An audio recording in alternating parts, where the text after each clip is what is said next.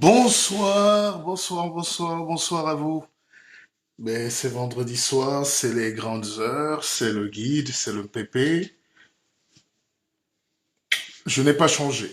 Donc je suis là, un peu bousculé par mes nouvelles activités, mes actualités.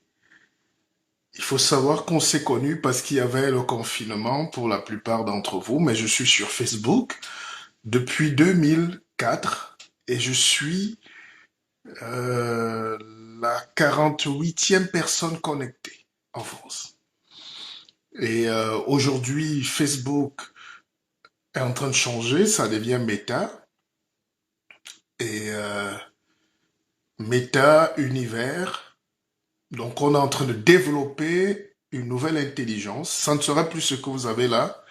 Retenez bien ce que je vous dis aujourd'hui parce que vous êtes toujours en retard. Facebook, bonsoir Landry, bonsoir Hélène. Facebook sera quelque chose de plus grand, de plus virtuel.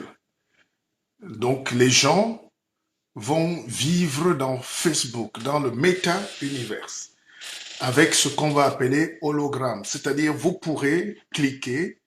Maintenant, je vais organiser des lives, dont des conférences, et les gens vont cliquer pour entrer dans la réunion.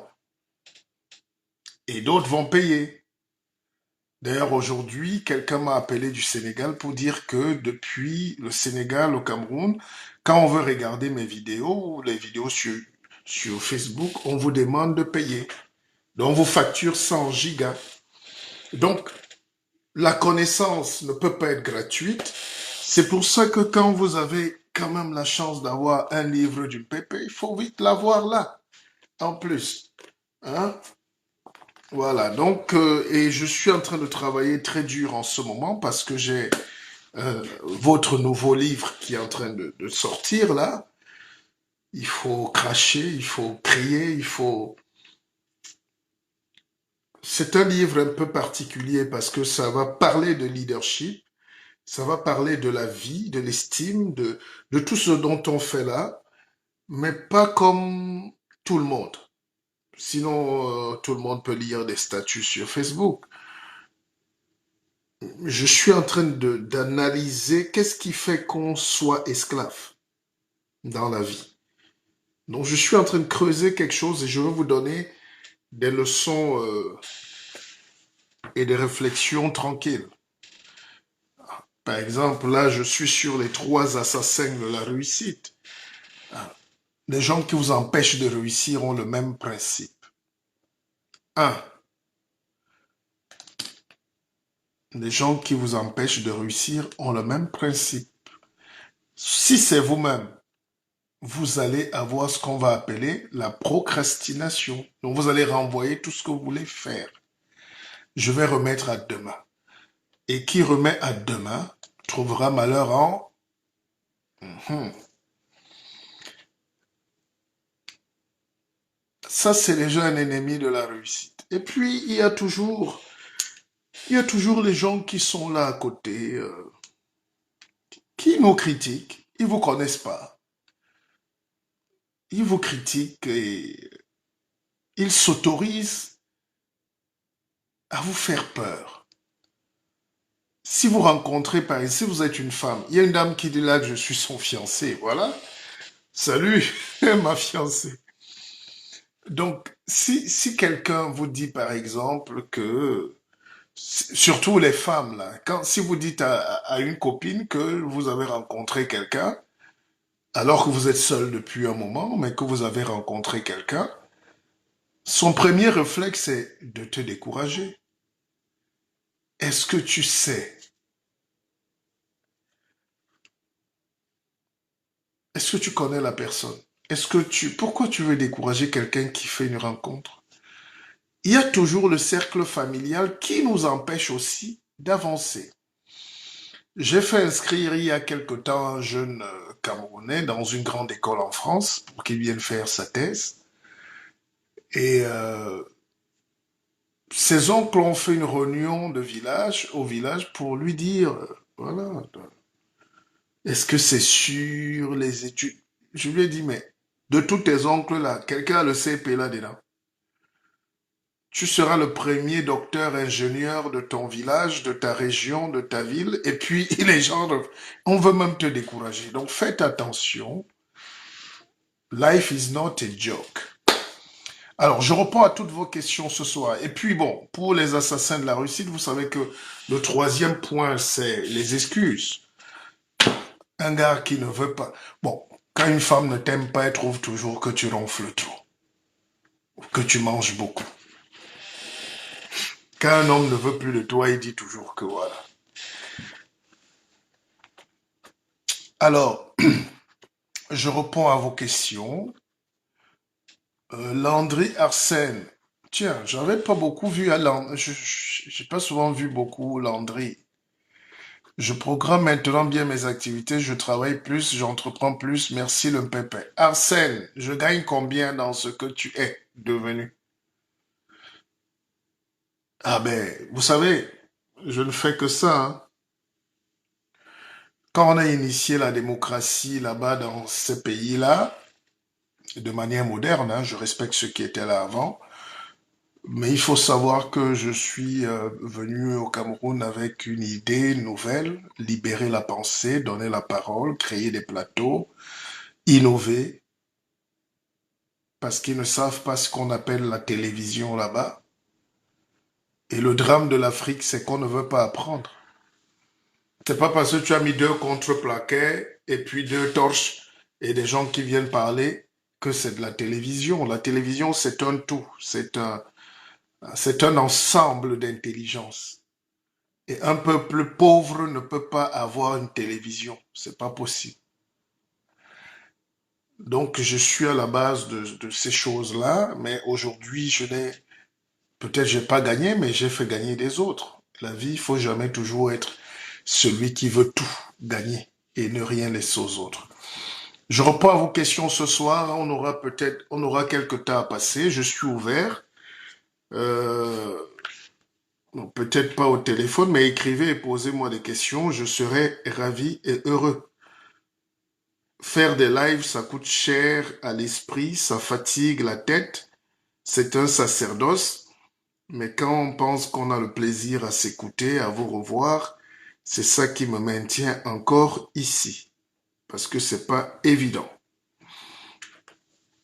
Je viens de finir un meeting avec Zuckerberg. On suit et c'est un génie, hein. Non, les génies sont des génies. Faut pas. Il nous a expliqué des choses dont on ne rêve même pas. Je ne sais même pas si on vit la même vie sur Terre. Ce petit garçon-là, c'est-à-dire, dans la réalité nouvelle virtuelle de Facebook, tu seras chez toi, tu vas faire entrer dans ton salon tous tes amis dans le monde et vous allez décider soit de jouer aux cartes, soit de lire, soit d'acheter, soit de vendre. Comme on est là connecté maintenant, on est une bonne cinquantaine, avec le nouveau Zuckerberg, vous allez demander la permission d'entrer. Ça ne sera plus un live comme ça. Et on sera tous dans une salle. C'est-à-dire mon bureau sera virtuel, mais vous serez assis là et on va se parler et vous allez me poser les questions directement. Est-ce que vous comprenez? C'est fini, hein, les téléphones là. C'est terminé. C'est-à-dire, grâce à votre écran, vous aurez des lunettes en 3D et vous allez entrer dans cet univers-là et on va se parler comme si on est dans la même chambre. C'est très puissant. Vous pouvez travailler en direct. Si je travaille avec mon jeune fils Berlin Jonan sur un dossier sensible, on n'aura plus besoin d'envoi de fichiers. Il sera à côté de moi et il pourra corriger et il me remettra le dossier dans le cloud. C'est beau.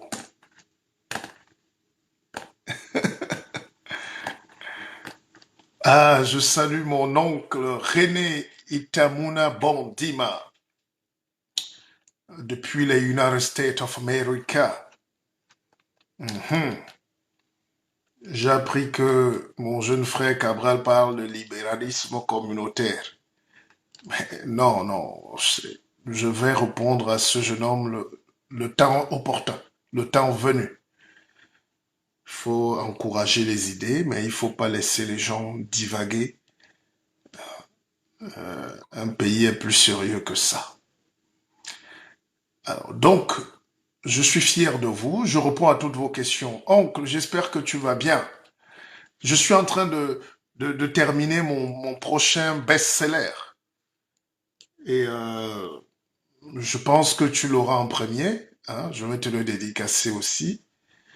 Donc, voilà.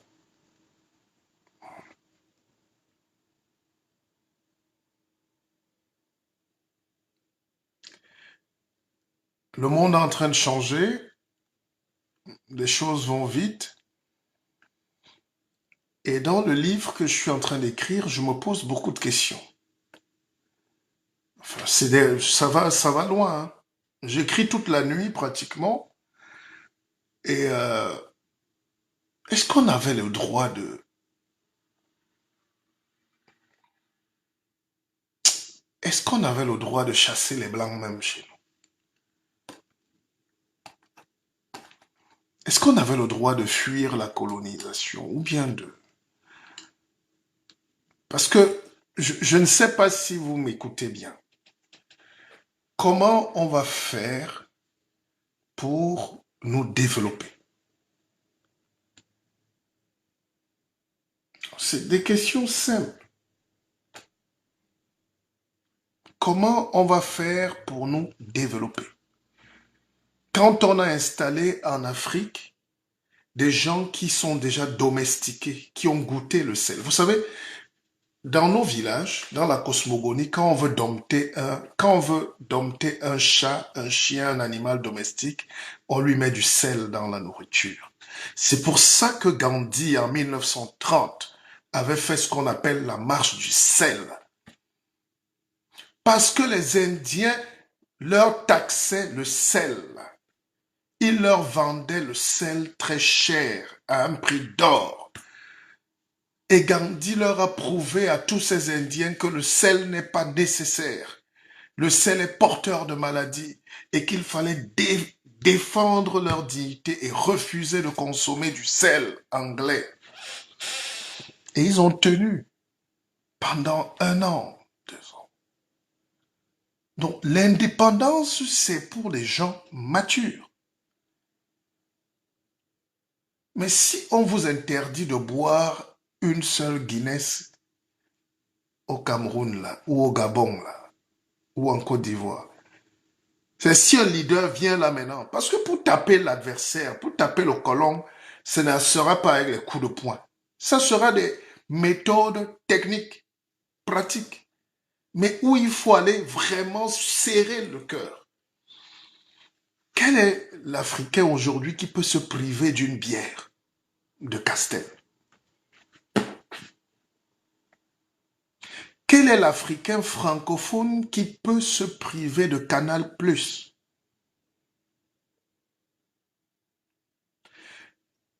Quel est l'Africain francophone qui peut se priver d'Orange Money?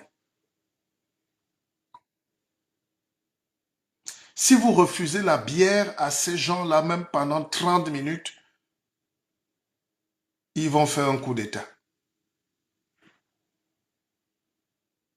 Donc, il n'y aura jamais de révolution. J'ai mon fils qui aime beaucoup manger du poisson. Normal, c'est un fils de l'eau.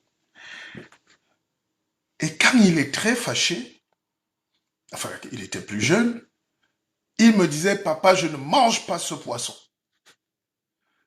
C'est-à-dire que le gars est capable, parce qu'il est fâché, de refuser ce qu'il aime le plus. C'est ça qu'on appelle faire de la politique. C'est ça qu'on appelle faire de la liberté. Mais c'est tout. L'Africain est tellement vassal. L'Africain est tellement contradictoire et fragile. Derrière nos gros costumes et le bavardage, c'est du vent. C'est du vent. L'élite, si vous leur dites de ne plus monter sur un 4x4 vendu par Camille Toyota, qui est une société tenue par un escroc Ugolini, corse, français, et qui va chercher les vieilles Mercedes, les vieilles Toyota en Afrique du Sud pour venir les vendre 10 fois plus cher. Les Toyota, c'est les voitures de 10 000 euros, même les 4x4, en seconde main. On les retape là à Bonabéry, à Douala. Et puis le gars vend ça à l'État à 70 millions. Donc de 7 millions à 70 millions. Et ça fait... Donc c'est ça la France-Afrique. Et je suis en train de réfléchir donc pour présenter. C'est un livre coup de poing, c'est une autre thèse, c'est une autre de mes thèses fortes, peut-être même la dernière. Et après, je me tairai définitivement.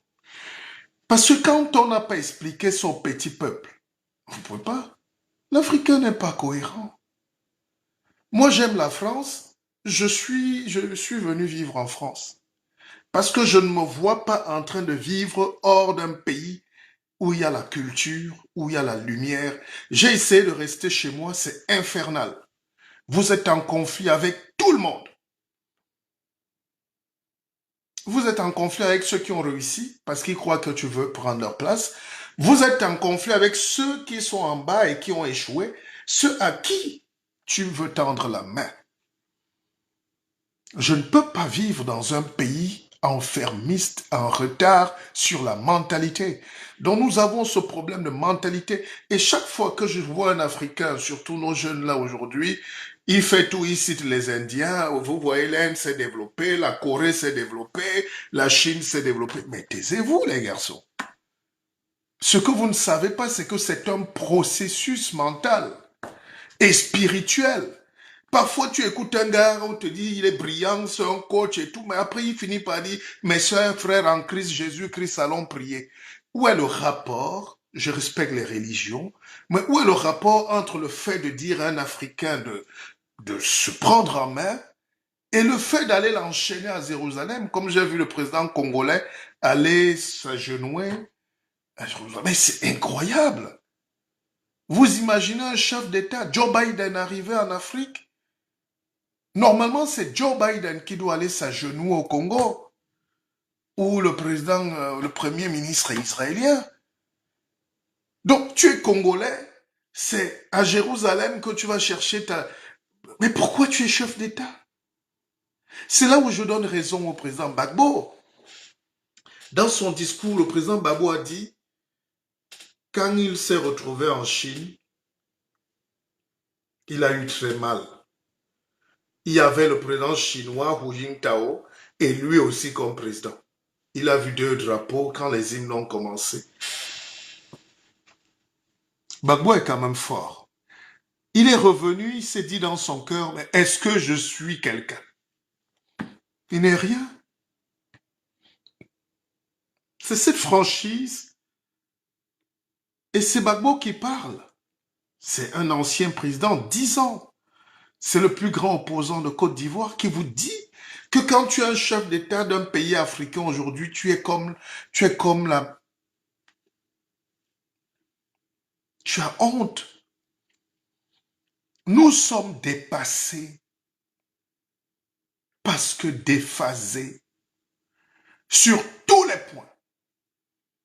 On nous a envoyé ici étudier, mais des choses inutiles. Et une fois qu'on a étudié, on nous a mis dans un cycle. Et puis dans le livre aussi, je pose des questions simples. Alain Bauer, c'est un simple magistrat en France, mais c'est le patron des francs-maçons ou d'une des loges les plus puissantes. C'est lui qui courbe nos chefs d'État. C'est un problème. Pas que la franc-maçonnerie est mauvaise ou tout, je ne critique pas. Encore qu'on a le droit de... Mais comment tu peux avoir un chef d'État qui est le porte-parole des millions de gens et qui vient se courber ici et il se fait courber par un avocat, un magistrat. Un simple magistrat. Parfois même, c'est juste un ancien cuisinier qui est grand maître de grandes loges et qui initie un chef d'État en Afrique. Mais il est temps quand même qu'on se pose ces questions. Il est temps qu'on se pose ces questions. Le président Laurent Gbagbo dit que quand il arrive à l'Élysée, le président descend pour venir le chercher en bas. Et c'est là où toute la géopolitique, toute la science politique prend son importance. Toi-même, tu sais que tu n'es rien. Tu es un animal. Donc, c'est cette dignité qu'on doit se battre, mais à retrouver. Mais comment on va la retrouver quand nous sommes paralysés,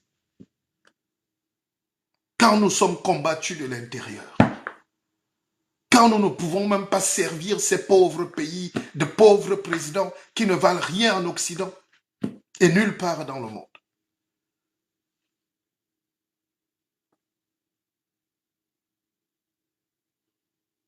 Hmm. Hmm. Hmm. Voilà donc le temps de la réflexion. Je vais revenir très fort, très fort. Ce livre-là, c'est votre livre. Et je vous demande de le prendre tout de suite.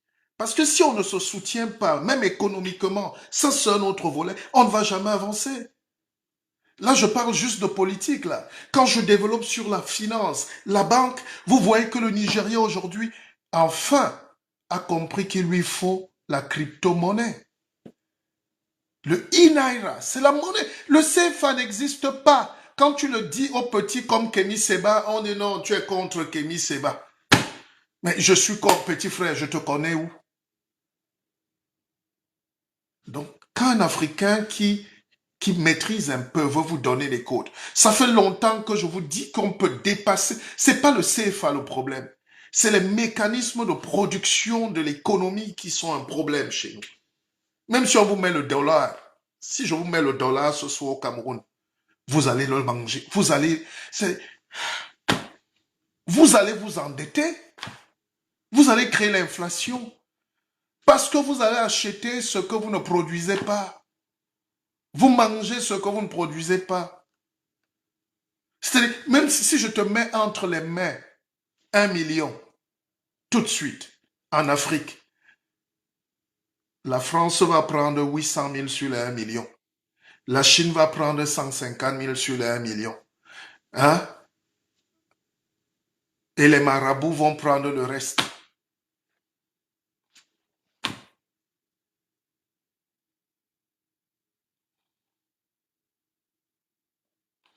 Le CFA, les Français ont anticipé depuis parce qu'ils savent que c'est la fin. C'est la fin du fiduciaire. C'est la fin du numéraire. C'est la fin. On ne touchera plus le papier, c'est terminé. Facebook a sa monnaie. J'étais dans la réunion de Zuckerberg tout à l'heure.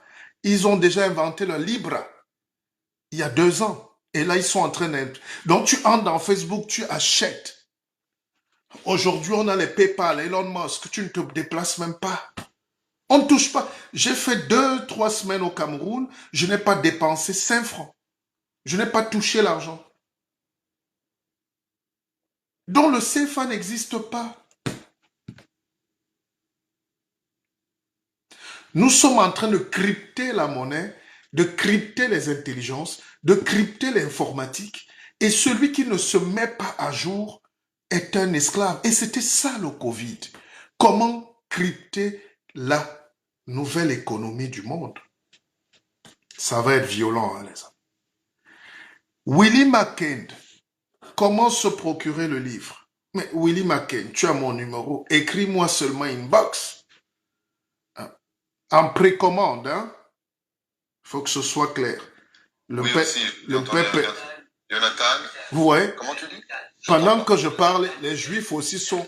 Ah, Mon c'est ami Jonathan juif est en Benitez. direct. Il s'est écrasé, percuté par une voiture, je crois. Eux, ils ne dorment pas. Ils dorment pas. Ils dorment pas. Les juifs ne dorment pas. Nous, on ne peut pas faire de live pour expliquer, pour parler d'intelligence. C'est seulement pour faire la guerre. heureusement que vous êtes magnifique, personne n'insulte ici. Parce que celui qui insulte, le peuple lui donne une petite écorce, et puis on règle ce problème très vite.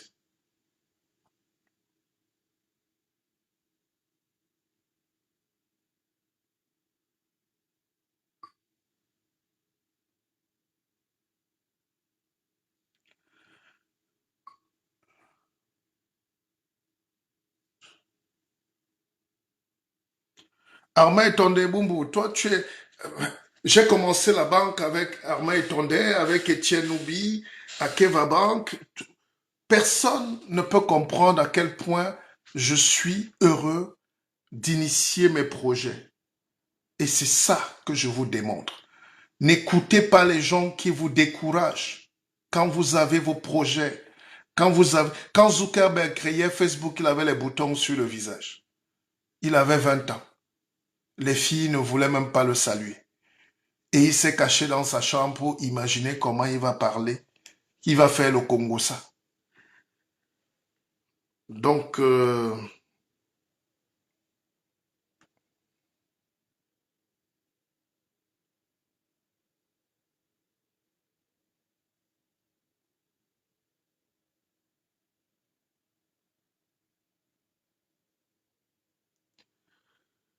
il y a toujours des petits enfants très mal appris. Je suis en train de faire, j'ai fait une publication pour partager la réunion que Zuckerberg faisait. Un enfant, il écrit là que ce n'était pas ma réunion à moi seul. Tout le monde pouvait participer. Mais qu'est-ce que je suis en train de vous dire? Le jour où le nègre va accepter de respecter l'intelligence, ne respectez même pas les gens, mais respectez les humains, l'intelligence humaine. C'est pas parce qu'on vient sur Facebook. J'ai discuté avec une dame hier qui me dit, mais elle ne savait pas que je suis un homme d'une telle grandeur parce qu'elle m'a vu sur Facebook. Non, Facebook, c'est... Il y a tous les chefs d'État sont sur Facebook. Tous les ministres, tous les directeurs généraux. Vous ne pouvez pas trouver un savant qui n'est pas sur Facebook. Ce n'est que l'Africain qui croit que Facebook, c'est pour écouter la médiocrité ivoirienne, c'est pour écouter le bavardage, les pleurs des Congolais, hein, les danses de Kofi Olomide. Non! Facebook, c'est une université, c'est une école. On vient ici prendre, s'enrichir, faire des relations, se marier. Bon sang! Alors, qui parle de... Attendez, partagez le direct. Ça doit être nos derniers directs ici, hein. Je vous dis. Donc profitez. Profitez, écoutez, célébrez.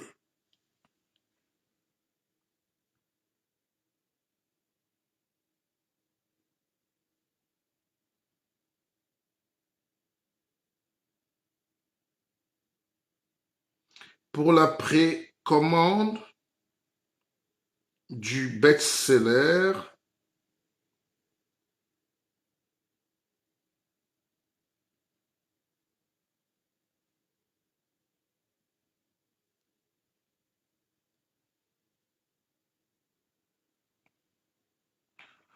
voilà, Willy Mackend.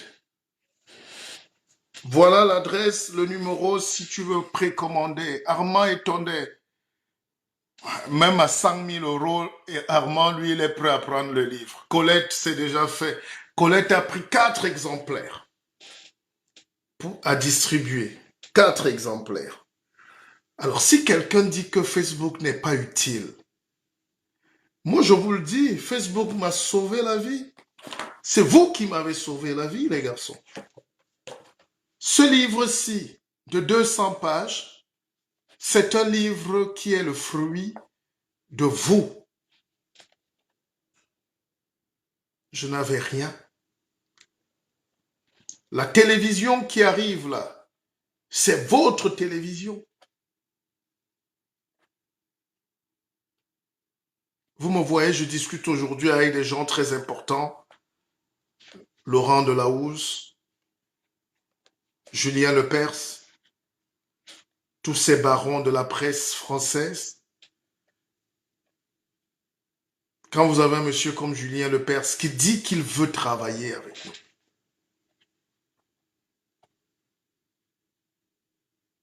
c'est pas beau ça. Vous allez voir, ça veut dire qu'il faut qu'on crée des choses, pas en tant que noir africain complexé, mais en tant que citoyen du monde. On peut aussi être patron des grandes chaînes, des grandes choses, sans totalement ramener ça au village, mais en mettant quand même une bonne image de nous-mêmes. N'est-ce pas? Donc je disais que ce livre-là, c'est votre livre. C'est ici qu'on l'a conçu.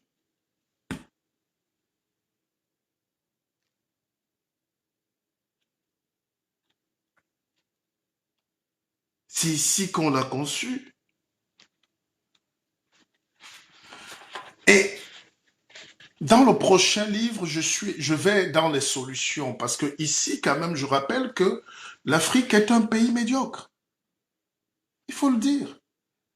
Nous sommes en retard sur tout. L'informatique même, on a les enfants formés même sur place, mais ils utilisent un matériel de 1950.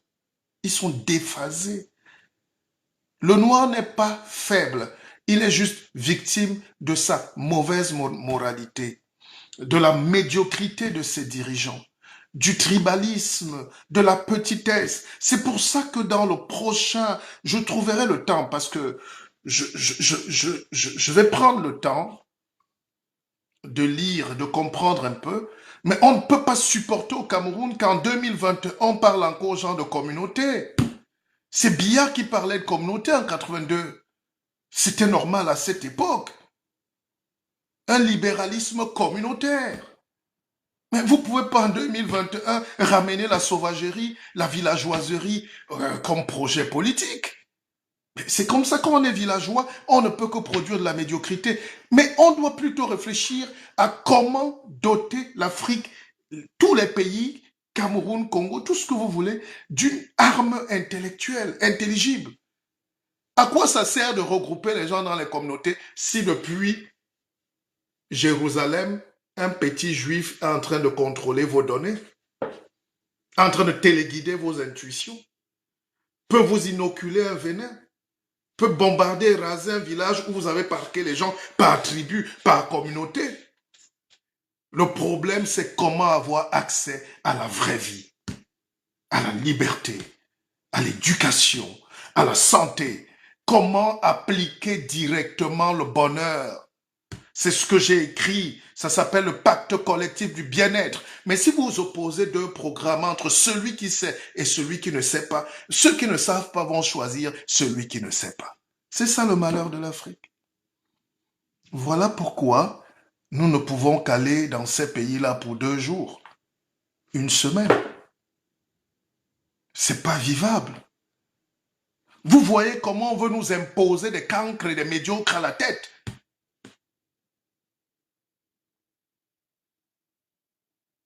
Quand je me balade en Afrique, on cherche l'intelligence.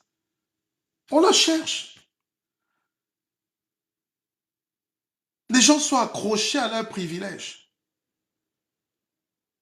J'ai un ami qui est parti du Cameroun l'autre jour, il est venu me voir, on a déjeuné. Et sur les Champs-Élysées, il a touché un livre. Je lui dis non, je lui ai offert un livre. C'est un frère.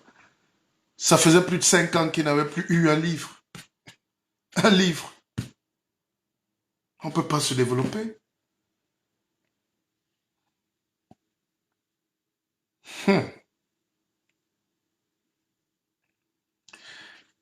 Quand je dis que nous sommes des pays médiocres, mais pour les besoins de respect et de commodité, on dirait un peuple moyen.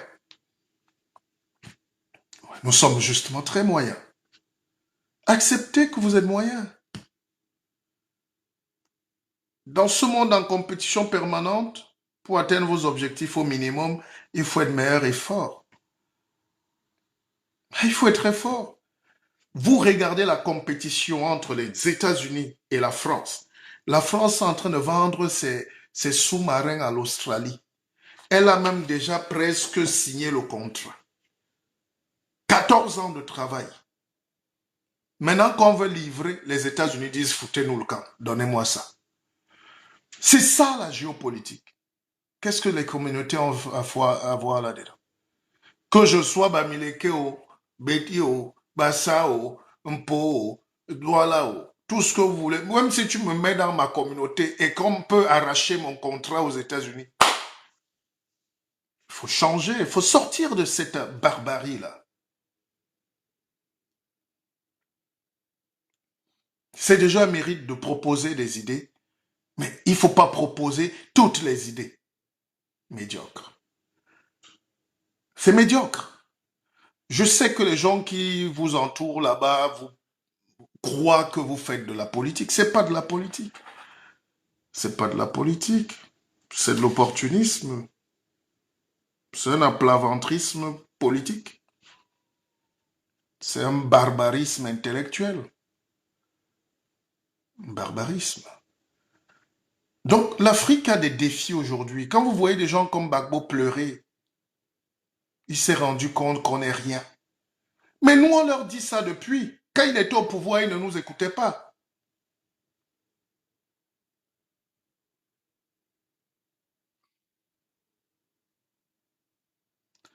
C'est ça le drame de nos chefs d'État. C'est quand on le chasse déjà, on te chasse comme un rat palmiste, que tu commences à prendre, à chercher comment t'accrocher ou quand tu veux revenir. Quand ils sont au pouvoir,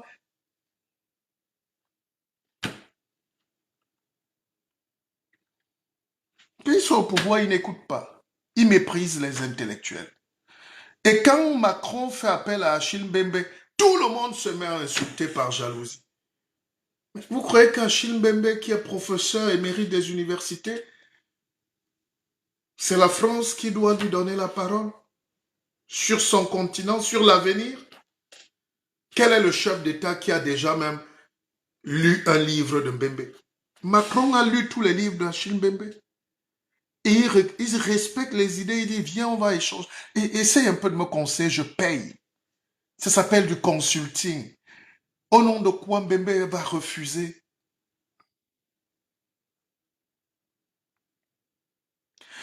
Dieu donnait espoir et Boelimbi, qui est un de mes premiers fans, parce qu'il a tout le livre par cœur. Il m'épate, ce garçon. Lisez vous-même ce qu'il dit comme extrait. En Afrique, nous vivons de combat en combat, de démonstration en démonstration, et pourtant nous sommes bien si peu de choses. Des personnages juste fragiles, toujours en train de vouloir montrer leurs petits muscles.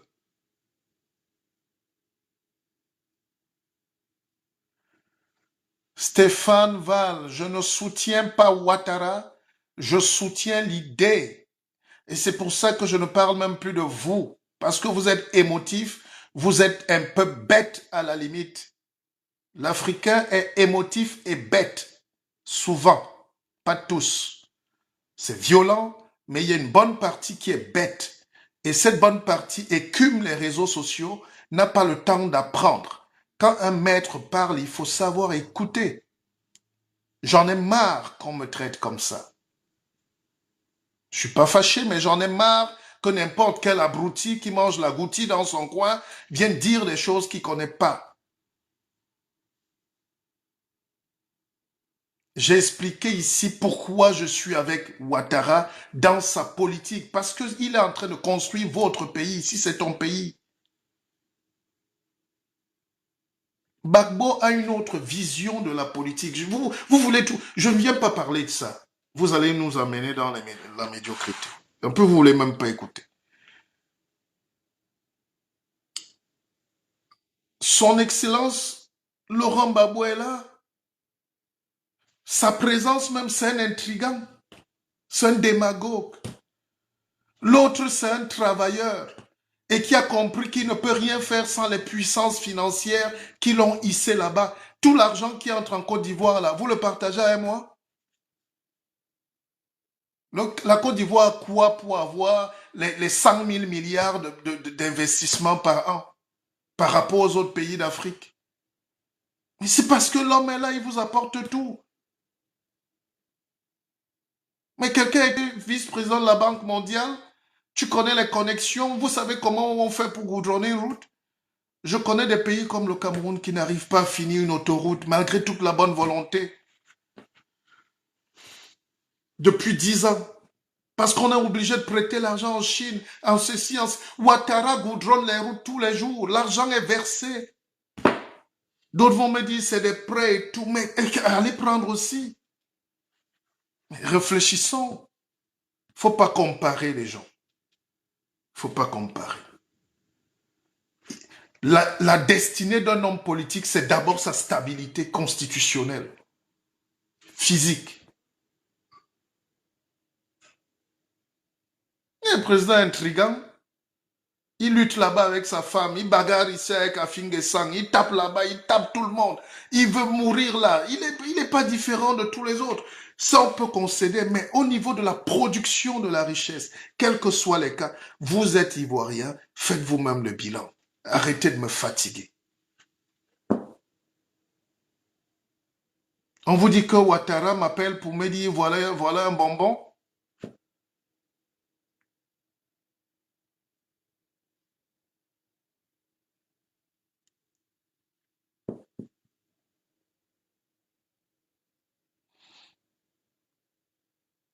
C'est pour ça que je dis que les chefs d'État africains sont un peu déphasés, égoïstes, méchants envers la jeunesse africaine, envers les intellectuels. Regardez comment Macron est allé embrasser les Africains à Montpellier, même si c'était pour les étouffer, tout ce que vous voulez. Mais quel est le chef d'État qui se sent même proche? Macron était au Burkina Faso, même le président de Burkina Faso, qui ne vaut rien.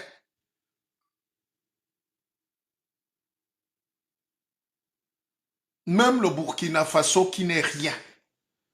Parce qu'on lui fait une remarque sur la climatisation, il estime qu'on lui a manqué de respect. Le respect veut dire quoi en politique? Mais tu fais l'amphithéâtre des enfants, tu ne mets pas la climatisation, les commodités. Et même le chef d'État d'un pays arrive, il transpire, il s'essuie avec les mains, il constate qu'il n'y a pas la clim. Et tu trouves que c'est un manque de respect? Non, arrêtez ça, dis donc, arrêtez ça. L'Afrique doit arrêter ça. Il faut arrêter ça.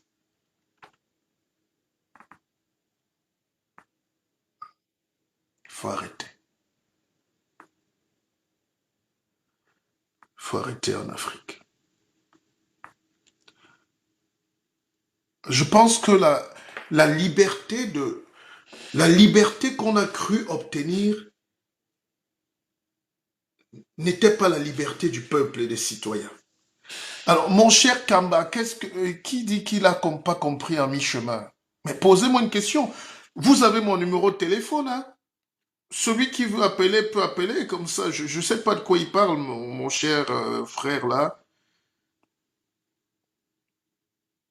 Celui qui a envie de dire quelque chose peut dire. C'est vrai qu'on ne va pas mettre long, mais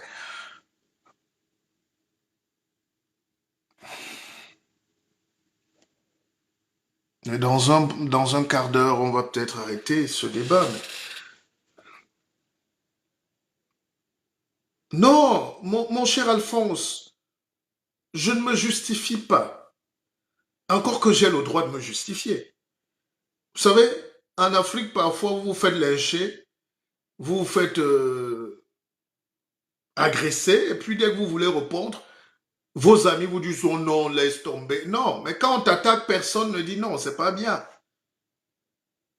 Vous savez, je réponds à ce jeune homme parce que j'ai marre de cette rhétorique-là.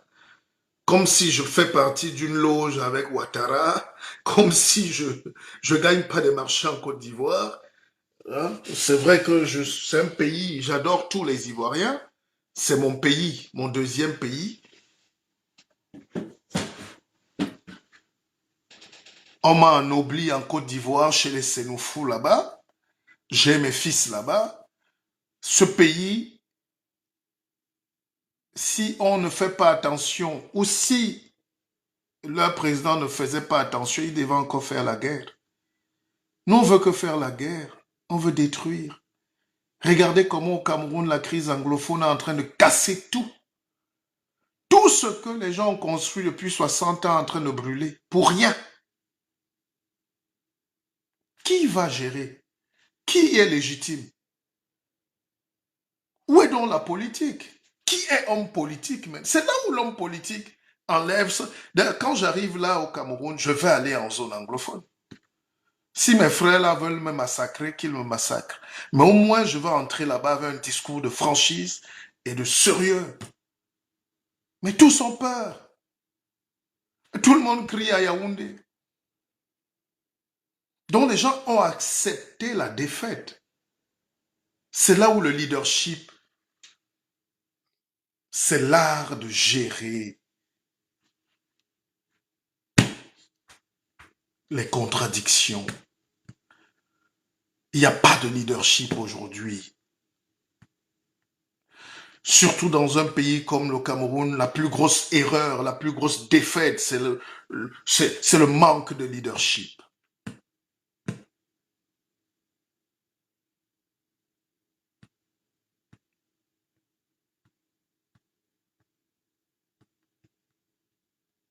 Qui va aller parler?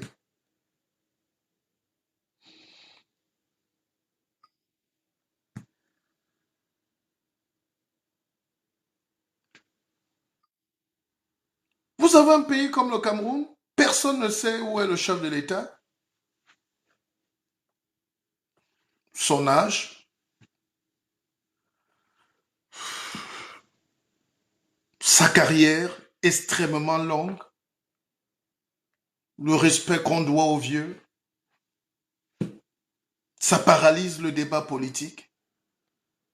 Et les gens s'agitent ici en bas. On doit accueillir la CAN là-bas dans 2 mois. On ne voit pas un chef. Et maintenant, on veut nous imposer des gens qu'on n'a pas élus, des gens qu'on ne connaît pas, qui commencent à prendre le pouvoir sur le peuple. Ça s'appelle un hold-up, bien sûr. Mais dès que tu vas essayer d'éclaircir, ils vont essayer de te taguer, ils vont essayer de te salir, ils vont essayer de te... Oh non, mais arrêtons ça. Maintenant, la responsabilité du peuple, c'est de se poser la question qui nous dirige. Alors, si le peuple ne veut pas poser cette question, c'est pas à moi de mon salon parisien, c'est pas à moi. On écrit des livres, on met des idées, on vous propose, voilà un projet de société. Un projet de société. Quand j'ai écrit ce livre, c'était en 2015, c'est un projet de société. Le pacte collectif du bien-être. Personne n'a exploité, ni les journalistes, ni la presse, ni personne. Ni personne, même pas un seul homme politique. Mais tous étaient candidats.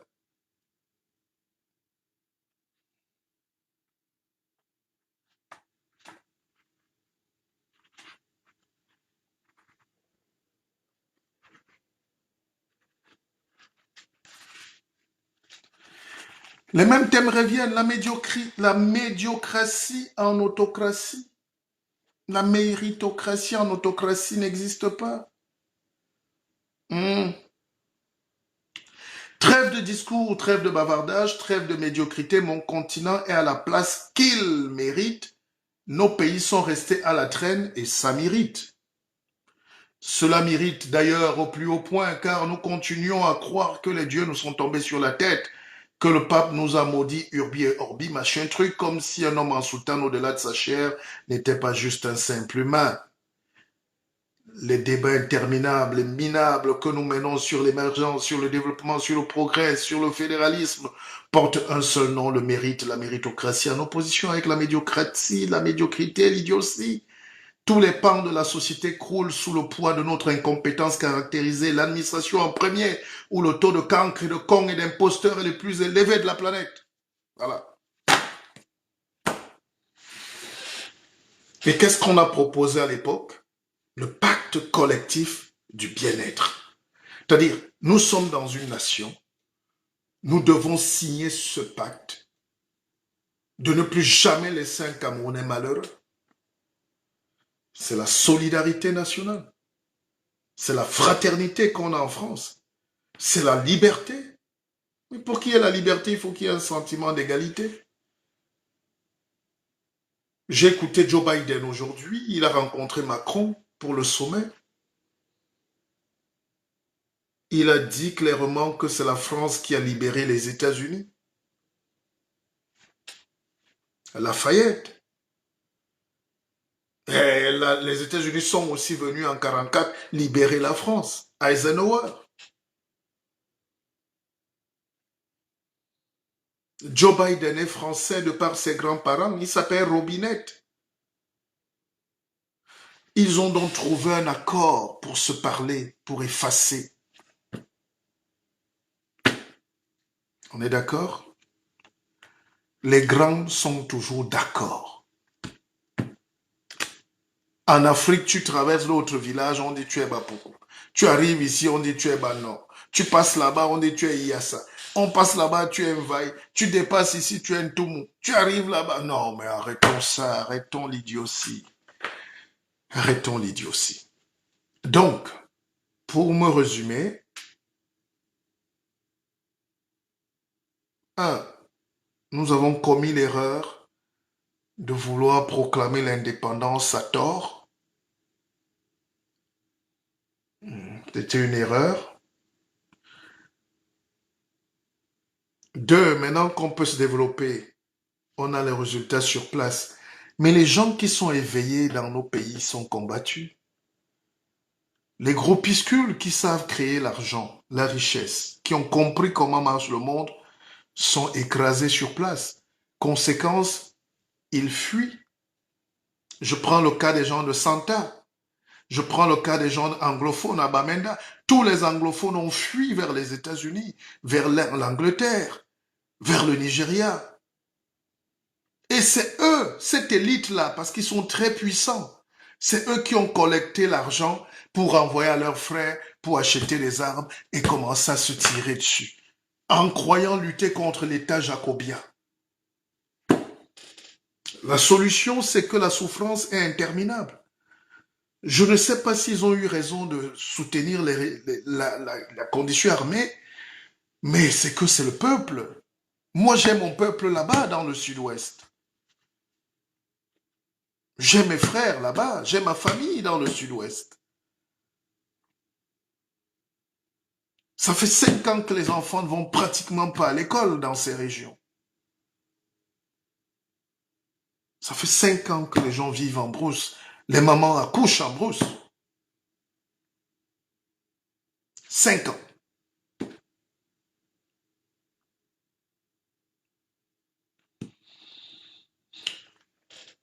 Les gens à l'ouest du Cameroun qui se sentent écrasés, étouffés par un système jacobin central, nos frères baminiqués, sont sortis du pays.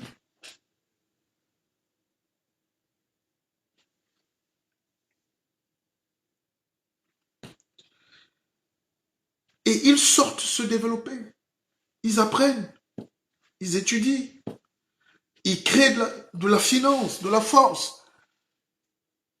Ils sont en train de se regrouper.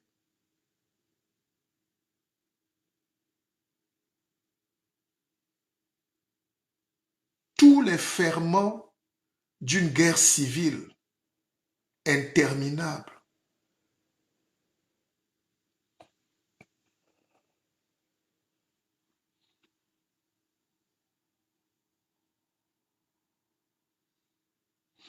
Comment on peut avoir nos enfants à l'extérieur qui produisent de la richesse, qui ont appris, qui sont des plus grands médecins du monde, les plus grands ingénieurs, les plus grands avocats, et on les laisse mourir. On les laisse, on leur donne le sentiment que leur pays est en guerre juste parce que ils ne sont pas de la bonne origine.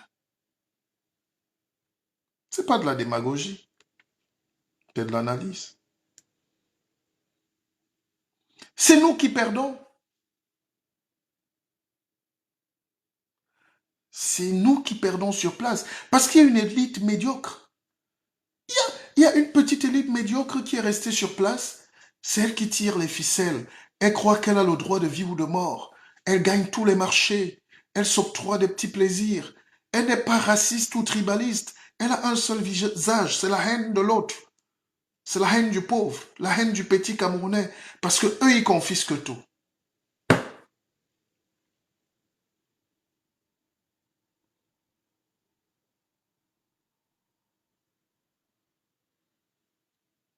Il y a une collaboration scientifique des médiocres gourmands voleurs pilleurs au pouvoir. Il y a une complicité contre le petit peuple, qu'il soit de Baganté ou de Samelima. Quand Kecha Cortés vole,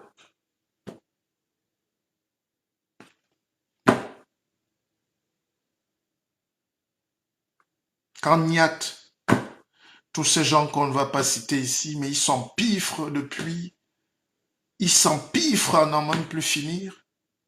Quand vous arrivez dans le sud, c'est une catastrophe humanitaire. Il y a des villages à 5 kilomètres du village du chef de l'État qui n'ont pas vu de lumière depuis que ces villages existent. À 5 kilomètres du chef de l'État. Ils n'ont pas d'eau.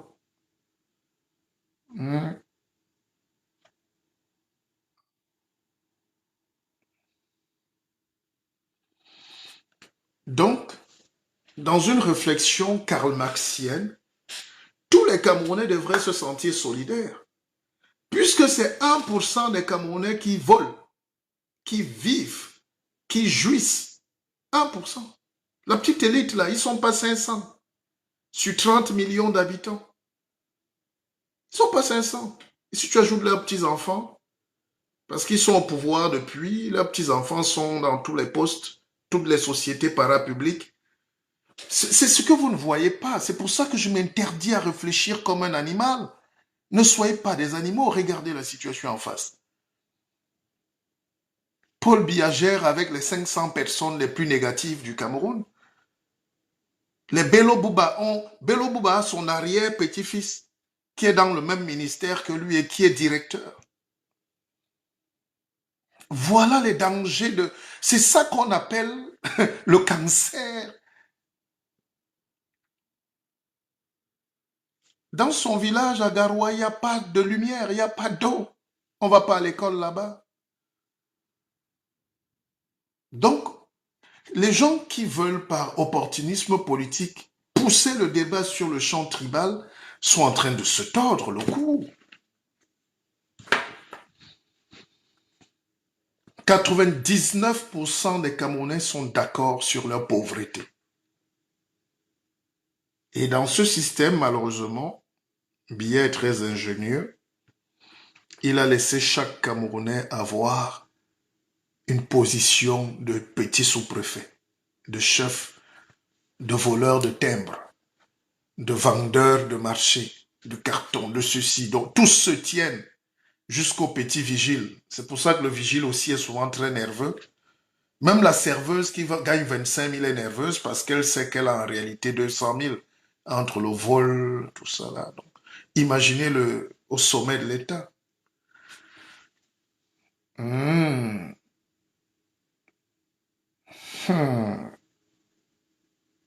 Mais bon, quand on a dit ça, au bout d'une heure, le monde n'a pas changé. La misère va continuer. Un goguenard va venir insulter les villages, les tribus ici. Il va se croire politicien. Alors que le vrai problème de ce peuple, c'est son manque de liberté fondamentale.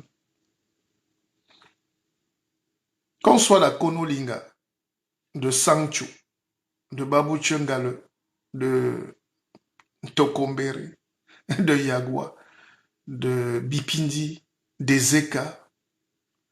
Si vous arrivez à Ezeka, vous allez pleurer. J'ai vu les images, c'est incroyable.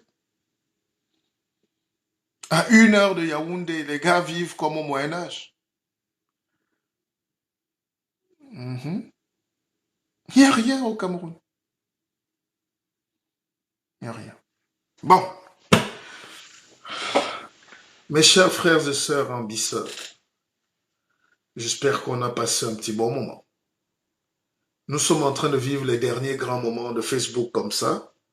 Bientôt, on va intégrer une autre réalité. Et cette réalité-là va montrer qu'on doit être plus fort. Tous mes livres sont là, hein. Quelques-uns. Vous pouvez les commander. Voilà. Faites aussi comme des hommes. Il faut acheter l'intelligence. Le prochain livre est déjà en prévente. Vous pouvez l'avoir tout de suite. Vous pouvez le commander. Comme ça, les équipes sont en train d'apprêter. Et j'espère que je vous ai tenu en haleine. 1 heure, c'est pas donné. C'est parce que moi-même, je m'ennuyais. J'ai mis la télé, c'est le football. Je regarde pas le football. Sauf quand Messi joue. Peut-être mon fils demain.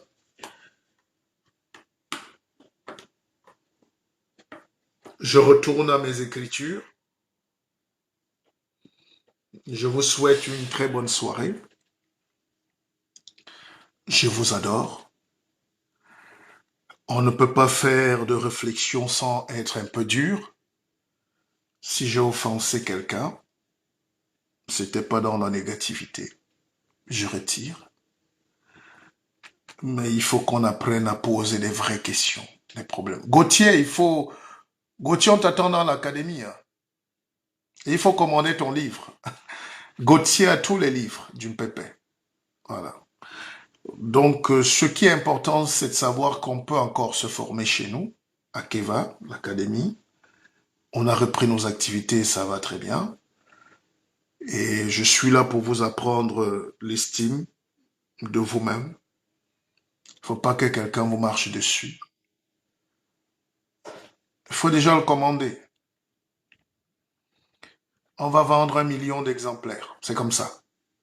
On ne discute pas. Et le livre, c'est quelque chose qui est magique. Le livre donne l'argent. Quand tu lis un livre, l'argent entre dans ta maison. Les Blancs ne vous donnent jamais ce secret. Ils vous envoient danser. Alors, donc, la lecture. Donc, je parlais de la Keva Academy, où on peut vous former encore. Et puis, à Keva Bank, c'est notre banque. Hein. C'est 10 euros, 20 euros, 10 francs, 1 euro. On gère tout. Hein. Nous, on ne fait pas de la spéculation folle. On fait nos petits projets et ça marche très bien. On a besoin de personne. On est grand. Donc, suivez-nous dans la Keva Bank si ça vous intéresse. Et puis, quoi encore? Ben, commandez votre prochain livre. J'ai fini avec vous. J'aurais pu rester longtemps. Avant, on faisait 2, 3 heures de direct tous les soirs. Aujourd'hui, on est un peu fatigué. Moi, je suis pas fatigué, mais je sais que les gens sont un peu fatigués. On s'adapte. 1 heure pour moi, je pense que ça va.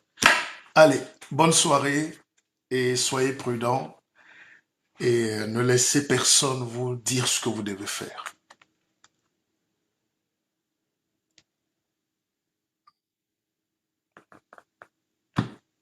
Ne laissez personne vous dire ce que vous devez faire dans votre vie. Hein. Sinon, vous n'allez rien faire. C'est les esclaves qui écoutent. Les maîtres donnent et ordonnent.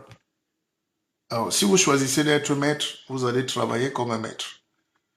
Pour faire ce direct, je me suis levé, j'ai pris ma douche, j'ai fini de faire ce que j'ai à faire, j'ai dit je donne 1 heure.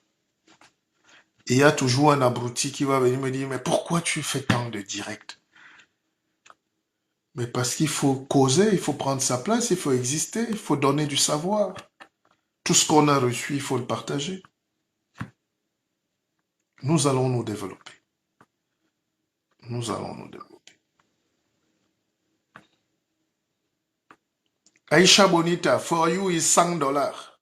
Because you are me.